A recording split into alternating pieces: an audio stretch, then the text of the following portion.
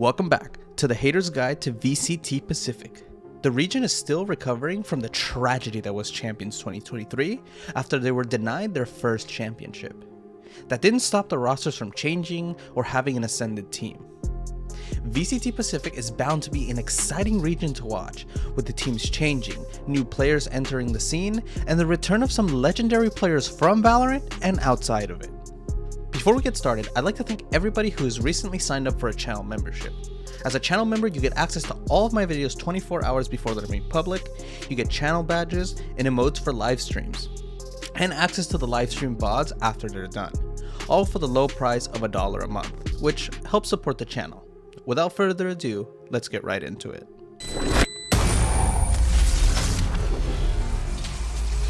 Bleed is the winner of the VCT Pacific Ascensions tournament, and is one of the most hyped up rosters in all the offseason.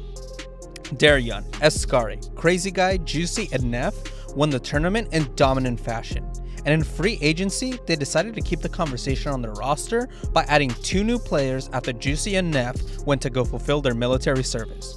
They signed Egoist from X10, and they picked up my personal GOAT of Valorant, El Diablo, Ye. Let's go! In the offseason, they participated in the Riot 1 2023 tournament, where they played with their coach as a stand-in instead of Ye due to him not being able to attend that tournament. Despite losing to Na'Vi and Zeta Division, they were missing a very important piece of the team, and still managed to hang in there. Obviously, the sample size is small, so there isn't much to say right now about where this team could stand in Pacific, but I truly believe that with Ye... Hey, stop it, this isn't even America's. Okay, back to what I was saying. With Ye...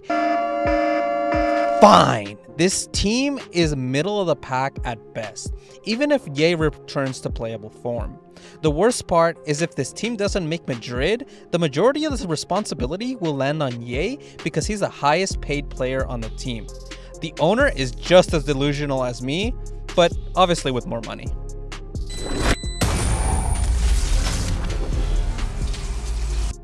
I don't know how many times I have to come here and talk about this team. At this point, if they don't improve, I'm just thinking about skipping this team altogether. Detonation Focus Me picked up players from Crazy Raccoon in May, Neff, Popogachi, and kept Suggest and JoeXJoe. And they're gone. DFM, you are really becoming a pain in the ass to cover. First, you still don't have a win since 2021. Then, you have the audacity to release your roster 2 weeks before the season starts. Do you understand? You need to give rosters time to work together. And they weren't even good in Challengers League to begin with. The stupidity is beyond myself. I can't believe it. The Scars roster was right there. You should have just signed everybody from that team, and now you're making me re-record this like 1 day before I need to release this video. God! 誰がロスターになるか全く予想できなかったため、このスクリプトは書きなさなければなりませんでした。Talon Esports have been one of the most unluckiest teams in the APAC region. During the 2023 Pacific run, Talon could not keep up with the bigger Asian teams. Oftentimes, after winning a map in the series, they would choke onto the next one, which would eventually lead them in the Pacific LCQ. Talon during 2023 played average at best. However, Talon has made many changes since the last season for 2024. The most notable signing will be of Governor from NA as well as Lenny and Ban. While some may argue that Thai teams need to pick up Thai players and not imports, Talon however thinks otherwise, so let's see who will end up being right this season. The team has completely reformed themselves with new players, and it'll be exciting to see Governor on Raze. And as for where this team is gonna stand, I'm not really convinced that they beat bigger Asian teams, but it's too soon to say. I'd give this roster a strong 6.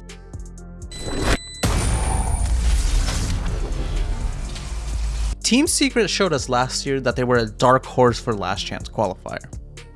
Unfortunately, the Frenchman carried Laz and company straight to the top of LCQ. This time around, the Filipino organization decided to ride with the same core and make one move in free agency. Gen.G was added as a replacement for Dubstep, and on the surface it seemed like a good move, but the execution is still up for debate. In the off-season, the team didn't play any Tier 1 teams, instead choosing to play in the Predator League Asia Pacific tournament, where they went to bully 5 other teams and swept Fav Gaming in the grand final. While these free agent teams aren't much competition, at least it shows us that the core and Gen.G are playing in synchronicity. And hopefully sticking to an all-Filipino team will bring them success. When you think of a team with spice, it's Global Esports. Global in 2023 had a pretty rough year. With an average performance in the VCT Pacific, Global Esports are quite frankly one of the weakest teams when it came to being consistent in APAC. And let's not forget about the Indian superstar SK Rossi, because that's right, he will not be playing this year. Boo-hoo. Instead, they will have one Indian player lightning fast, and for the 2024 roster, they have opted to go as a 5-man roster with 0 subs, unlike last year when we had no idea as to who was gonna play each game. This new roster, however, seems to be a little more promising, as Benkai as well as Polvi will be guiding the team this year. GE probably shouldn't have let go of Mignette, because oh boy was he the best thing GE did last year. Not to throw shade on this roster, but seeing them compete in the offseason at the Convergence tournament really gave me a good idea as to what I can expect from this team. But then again, Benkai wasn't playing, so it's really hard to say where this team stands at the moment. At best, I can see them beating a couple teams at the VCT Pacific, and at worst, well, they pretty much do what they did last year. But I'm looking forward to this roster because GE fighting? Well, that's all folks. Hope you enjoy the rest of the Haters Guide to VCT Pacific. On to Zeph.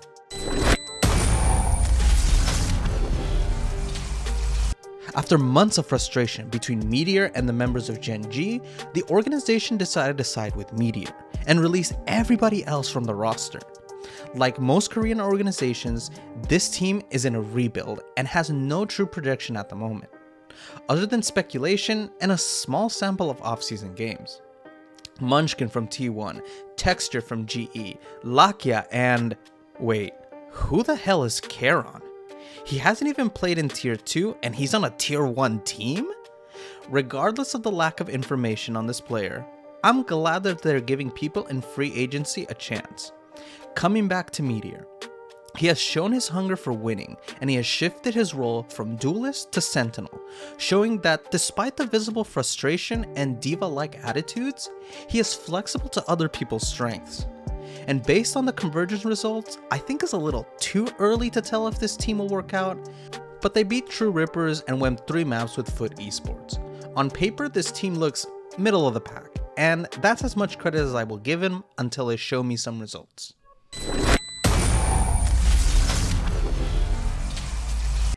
RRQ is the Indonesian organization that struggled quite a bit last year. They beat Team Secret, Talon, and Global Esports in the regular season, but floundered every opportunity to beat middle-of-the-pack teams or upper echelon teams. Their off-season was not very exciting. They didn't play any games at all. But they did sign Gen.G and Estrella to their rosters. Gen.G was the Tier 2 duelist for Scars, and Estrella was the initiator for D+ Esports. These are some significant roster additions, with Gen.G being the highlight of the team, and Estrella being the bigger question mark. I'm personally not as confident in this team as many of my viewers seem to be. There's so much talent in VCT Pacific this season that 1 or 2 players stepping up won't be enough. All the team has to step up and elevate its play. The objective is to perform better and to attend one international event, right? I don't see it, but if you do, more power to you.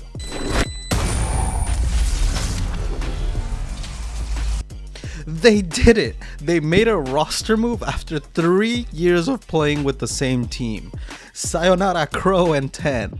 Well, not so much Crow as he has shifted to being an assistant coach for the team. But the core of Depp, Sugar Zero, and my captain, Laz, have all returned this year. And what a great move to keep this core. At LCQ, Laz showed an incredible amount of confidence when Chamber was buff. Depp was fantastic all of last year and did most of the carrying for this team. And Sugar Zero, well, he's just a fantastic smokes player. We get the addition of Yudan from the Zeta Division Academy team, and Hiroron, a free agent signing from the second place Challengers Japan Split 2 team, Fennel. I'm personally beyond excited for what this team can do. With the addition of Carlao, formerly from America's Furia, as the head coach, I'm hoping that they will play with more aggression this year. Watching Zeta Division for the last 2 years has been watching a team that struggles on attack due to being incredibly passive. I think there's an incredibly stiff competition for the Pacific League, and it's going to be hard since there are only 2 spots for Masters Madrid for every region. If LAS can find some more confidence in roles outside of Chamber, if Yuran and Hiroron pan out to be incredible tier 1 players, then I think this team has a very good chance to qualify for Masters Madrid, even with 2 spots. 私はこのチームにとてつもなく期待しています。必ずパシフィックリージョンのトップチームを打ち負ち返してくれると信じています。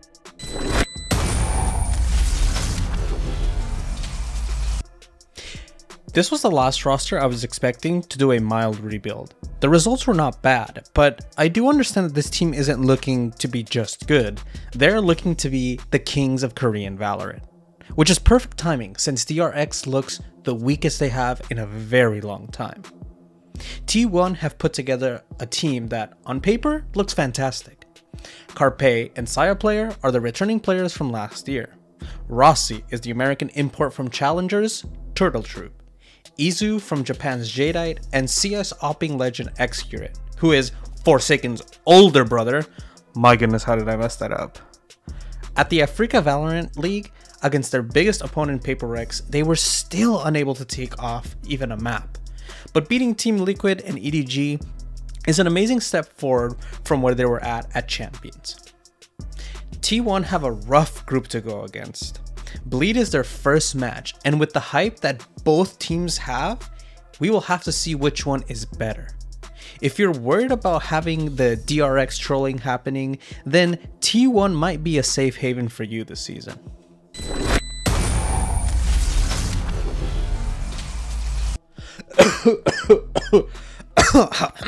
I'm sorry, I was choking there a bit. PaperRex was, and still is most likely, the best team in the Pacific region. They have it all: personality, firepower, and a passionate fan base. You know what they don't have? An international trophy. PaperRex have been to the grandest stage twice, Copenhagen and Champions 2023, and not once have they been able to get the win. They couldn't even beat Sentinels at the Africa TV Valorant League. And with Jing gone, Monyet has stepped in from Global Esports. And to some people, this is still a question in the air, but I still think that he is almost a perfect replacement for Jing. Maybe not as talented, but we'll have to see. Regardless, this roster is still insane with Something, Forsaken, Devi, and Mindfreak. And by the way, Devi played amazing last year. This team is bound to place first or second in the worst case scenario. As for most of the other Pacific teams are undergoing some form of rebuild. I think it's time you either put up or shut up. Masters Madrid needs to be the statement to the entire VCT space that this time you're the top dog.